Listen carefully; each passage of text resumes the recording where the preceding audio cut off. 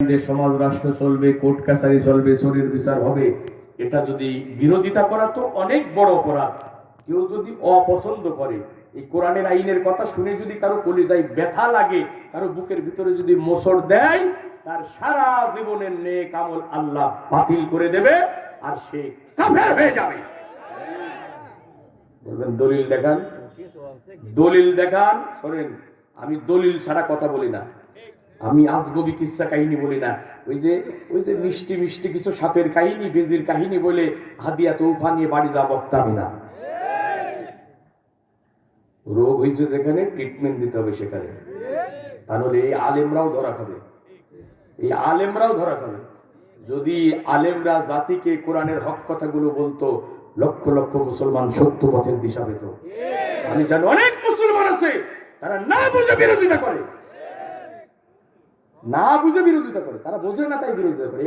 অনেক যুবক আছে কোরআন পড়তে পারে না।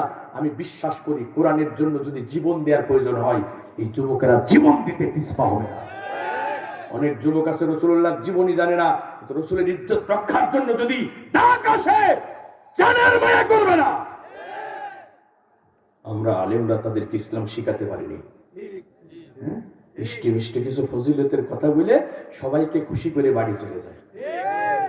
কে খুশি হলো বেজার হলো এটা তুমি দেখো না, তোমার রব খুশি আছে কিনা এটা তুমি দেখো।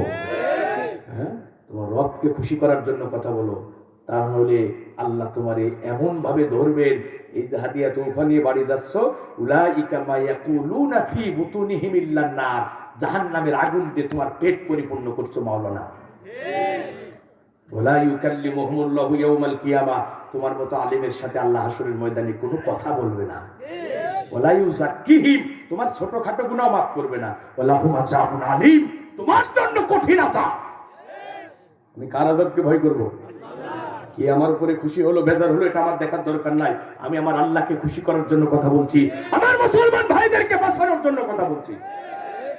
শুনেন আল্লাহ কি বলছে, শুনেন, ওয়াল্লাযিনা কাফারু ফাতাহসাল লাহুম আদাল্লু আমালাহুম, যারা কুফরি করেছে তাদের জন্য রয়েছে দুর্ভোগ, আল্লাহ তাদের সব আমল বাতিল করে দেবেন। এইদিকে দেখেন ভাই, এদিকে দেখান, একটা আমল না সব আমল? বলেন একটা না সব? আমালাহুম, আমালাহুম, বহু বছর যত আমল করেছে, মসজিদ তৈরি করেছে, মাদ্রাসা বানিয়েছে, হজ করেছে, জিকির করেছে, দান সাদকা করেছে, পর্দা করেছে, স্বামীর খেদমত করেছে, সব বাতিল, সব বাতিল। বাতিল করবে কে? নাকি আমি? সূরার নামটা বলছি, আয়াত নম্বর বলছি। কোরআনুল কারীমের 47 নম্বর সূরা, সূরা মুহাম্মদ, আয়াত নম্বর 8-9, 8-9। এবার আল্লাহ কি বলছে শুনেন, কেন বাতিল করবেন? যালিকা বিআন্নাহুম কারিহু মা আনজালাল্লাহু ফাআহবাতা আমালাহুম, আল্লাহ যে কোরআন নাযিল করেছে এই কোরআনের বিধান তাদের পছন্দ হয় না, বিরোধিতা করেছে। আরে বলেন না কেন? না, বিরোধিতার কথা কেন বলছেন না? আল্লাহ বলছে পছন্দ হয় না, তাই সব আমল বাতিল। তাহলে বিরোধিতা করলে কি হবে? বিরোধ মানে অপছন্দ করলে যদি কাফের হয়, তাহলে বিরোধিতা করলে বড় কাফের। কথা বলেন ঠিক কিনা? তাহলে আপনারা কি বিরোধিতা করবেন? অপছন্দ করবেন? তাহলে কোরআন এবং ইসলামী শরীয়তের একটা বিধানের বিপক্ষে থাকা যাবে? আমাদের আমলের ত্রুটি হতে পারে, আমরা তো মানুষ, আমাদের আমলের ত্রুটি হয়ে যেতে পারে। আমাদের পিতা আদম আলাইহিস সালাম, তাকে জান্নাতে রাখা হয়েছিল, মা হাঁস সাথে করে বলা হয়েছিল এই গাছের কাছে যাবা না, ফলও খাবা না। আদম আলাইহিস সালাম ভুল করে ফেলেছে, আমাদেরও ভুল হতে পারে। আমাদের বাবা যখন ভুল বুঝতে পেরেছে, ক্ষমা চেয়েছে কার কাছে?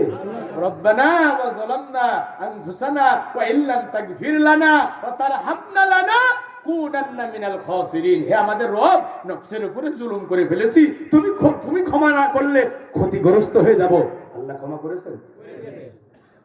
আমি তো বান্দা, আমি আদমের সন্তান, আমারও ভুল হয়ে যেতে পারে। আমি ভুল বুঝবো যখন, তওবা করে আল্লাহর দিকে ফিরে আসবো তখন। কিন্তু ভুলের উপরে যদি অটল থাকেন, ভুল করতে করতে যদি মারা যান, ক্ষমা হবে না, বিরোধিতা করা যাবে। কোরআনের